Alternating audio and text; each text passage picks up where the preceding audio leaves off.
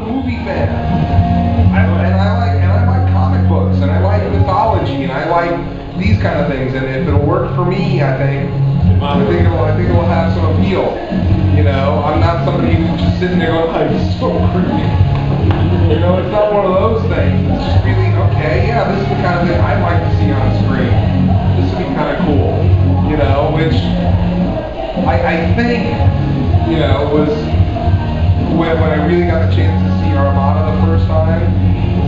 I think I was really fair with my criticisms, even though people didn't want to hear it at the time. You know, people never want to hear that criticism. Well, you know, first of all, the way that all came about was one of the most awkward moments I've had since being involved in anything fan related. We were at BotCon 2002 in Fort Wayne, Indiana. We were the guest of honor. It was like half the cast of the grid, both of the directors. And Friday night they opened up the whole convention with a dinner for the guests of honor. And all the people who registered early or whatever. So there were like a couple of 150 people in the ballroom and us at a table. And we, you know, everybody brought nicer clothes and, you know, wear your suit and tie and make a good impression, you know, that sort of thing. And halfway through the dinner, the host said, "We've got a special treat for you tonight." Now you should back up just for a second. This, of course, was 2002. It was after Robots in Disguise had aired. It was during the summer, and you know we had heard rumors about the show Armada, and our people's agents had checked into it. Nobody knew what was going on. We heard it was going to happen, but nobody's called any agents. Nobody knows who's casting it. Nobody knows who's producing it. Hasbro's not giving us any information. Whatever.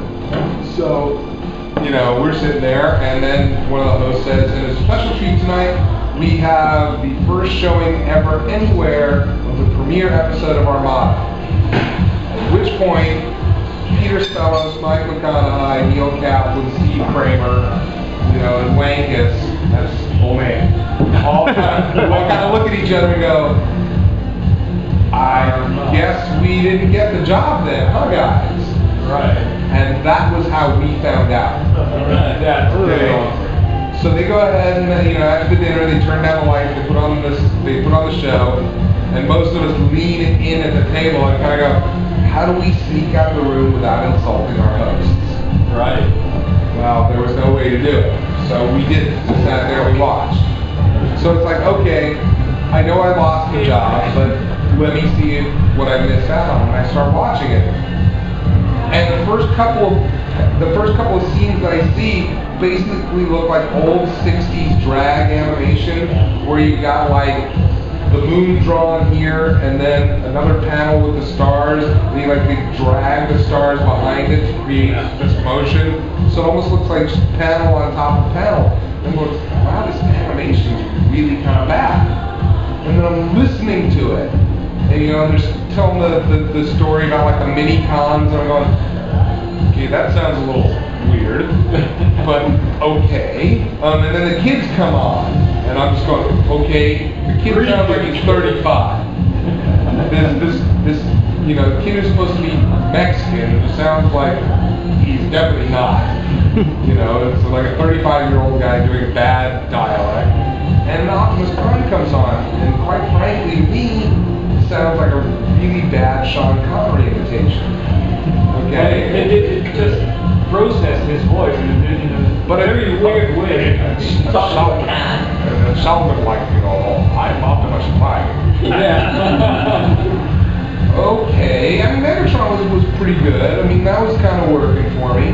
But overall, I mean, I'm not liking the voice acting. I'm not liking the animation. I'm not liking the way the story's written. I'm not liking the kids. There's really nothing about it that I'm liking. You know? Were you glad you weren't in the project? Yeah, I mean, to a certain extent, but that wasn't the time nor the place to find out or be told. It wasn't awkward.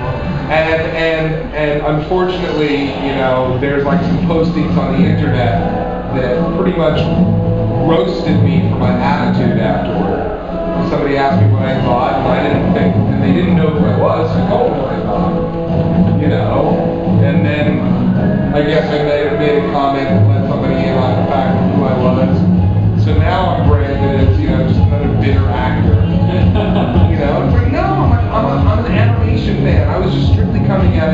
from a standpoint of, you know, because hey, Well, I think you're right, because the animation in Armada is a lot worse than but the thing is, you know, and then seeing the reaction of the room, the lights came, the thing ended, the lights came up, everybody standing ovation. And I'm just It's a neat thing. I know, trust me, I know, you know, because, you know, and I did realize that, but it's, you know, it's definitely one of the more awkward situations. And then, of course, you know, it's like trying to be enthusiastic the rest of the weekend, signing things when people have just shown, oh, you're in the past, this is the new one. You know, I already have my I already have my robots in this toy. I already have my robots in disguise toys. I want Armada toys. You know, and then of course, then you got people out in the lobby who, on the one hand, will complain about the quality of the toys while they're unwrapping it in their hands. It's like, oh, this quality is so horrible as they're opening another one. Well, it's so bad. Why are you spending money on it? You know, why don't you let them know that you're waiting until, you know, you buy the classics, you buy the stuff that you see in dealers' tables because those are good toys. You're going to save your money until they start making better ones. You know, but instead you keep paying for them, and as long as Hasbro gets your money, why would they think, you know, I'm a corporation. I can either charge more and maybe cost less, you know, and make more money because I can, or I can spend more money on it, charge less and make less, but maybe sell more in the long run. Most companies don't think like that. They don't make more money than that. Yeah, exactly. So it's like, let's make it as cheap as possible. So they make with really cheap, you know, ball bearings at turning points and transition points, and before you know it, it's like, you know, you bought it and you transformed it, but you don't like it, but you're still gonna buy it. And you have subtitle Transformers on it, and people buy it. So. Which is one of the things I've tried to, you know, I've tried to talk to fans about and say, you know, kind of, you know, stand up for the quality of what you want. Yeah. You know, one of the things that I really talked about in England, you know, was, you know, hey, if you guys want to write horrible things about me on the internet, well, that's, so be it. You know, let me try to help you out. Let me give you the benefit of some of my experience. You know, basically the way I look at it, as I said in the interview on the G1 box set, you know, I relate to you guys really well because I'm a fan of many things. You know, like when I was in London getting an autograph from Gene Wilder, who was one of my heroes growing up. So I can totally imagine how some of these kids were coming up to me in Birmingham were feeling. I have every idea.